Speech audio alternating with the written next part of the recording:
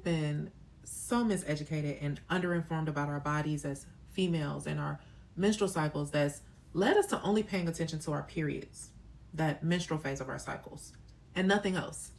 So much so that when I ask a woman how long her cycles are, I often get a response of a single digit number like 5 or 7 or sometimes 10 days, which says to me that she has no awareness of her entire menstrual cycle. She's just counting her period and not her full cycle. And that's because most of us were not taught about how the rest of our cycle should be unfolding and how to pay attention to the signs that the body presents. That provides information about the other 3 phases, because there are 4 phases of the menstrual cycle. And the menstrual phase is only the first phase of the cycle. But we only get talked to about our periods. So that's all most of us pay attention to. And understandably so. I mean, the menstrual phase is the most evident phase of the cycle because you're bleeding for days, with some women experiencing heavy bleeding beyond what's normal and pain that can be disruptive to your daily life. But here's the thing. How your period shows up is directly influenced by what happens in those other 3 phases, especially ovulation. So, if you're in a position where you're ready to start improving your periods, it is so important for you to have an awareness of your entire menstrual cycle, especially ovulation, and then an understanding of why ovulation matters more than you think. While most people think your period is the main event, it's actually ovulation that's the star of the show, and it's considered a vital sign by many experts. For instance, ovulation helps prepare the body for hormone balance, mood stability, sleep, libido, and long-term health. And most people think that menstrual cycles are just about having babies. And if you're not having babies, then you don't need to ovulate, or you don't need to have a period, or you don't need your reproductive organs. But your cycle is actually your body's monthly report on your overall health. So the American Academy of Pediatrics and the American College of Obstetricians and Gynecologists both agree on the importance of ovulation, recognizing and recommending that cycles and ovulation be monitored beginning in adolescence, those preteen and teenage years. Why?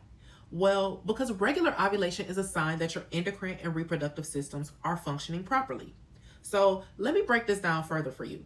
Your endocrine system is the second most powerful body system after the nervous system, and it involves all of the glands that are scattered through the body that produce hormones. So the major glands are the hypothalamus, the pineal gland, and the pituitary gland. So all of these 3 glands are located in the brain. And then we have the thyroid, the thymus, the pancreas, adrenals, and your ovaries. But these aren't the only organs that produce hormones. So we got various other tissues and organs that produce hormones, which will make them a part of the endocrine system too. So for example, there are some tissue areas in the small intestine, the stomach, the kidneys, and the heart that produce hormones. And even though hormone production isn't their chief function, they still become part of the endocrine system because they produce hormones. So if regular ovulation is a sign that your endocrine system is functioning properly, then that means that irregular ovulation, or ovulation that's not happening at all, that's a sign that your endocrine system is functioning poorly. And none of the other phases in the cycle are going to work the way that they're designed to, which shows up as irregular periods, including those heavy and painful ones too.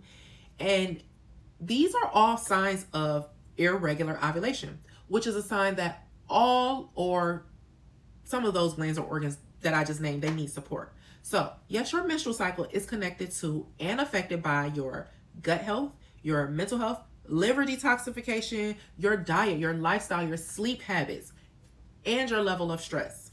So if you're feeling very frustrated and confused about your cycle, this is where body literacy and cycle charting come in. And just because you didn't start tracking and charting in adolescence, it doesn't mean that it's too late for you to start now. As long as you're alive, it is never too late. And your body is still speaking to you and also has the ability to heal. And cycle tracking is not just for people who have regular cycles. If you have irregular cycles, it's even more important for you to learn how to chart your cycles so that you can begin to collect that information that your body is communicating to you that allows you to identify the root of the imbalance that's causing your issues, whatever those issues may be.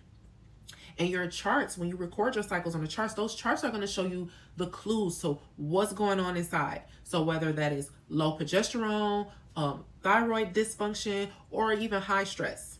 So through the link in my bio, I provide a cycle tracking guide that you can download right now that's going to help you start tracking today. So it's an ebook. It's called Master Your Cyclical Nature, because learning how to read your body's signs and identify ovulation, that's going to drastically change your relationship with your health, and it's going to lead you on a journey to regular and healthy menstrual cycles. And I know this because it's what it did for me. Plus, it's biology, and it's your birthright to understand it.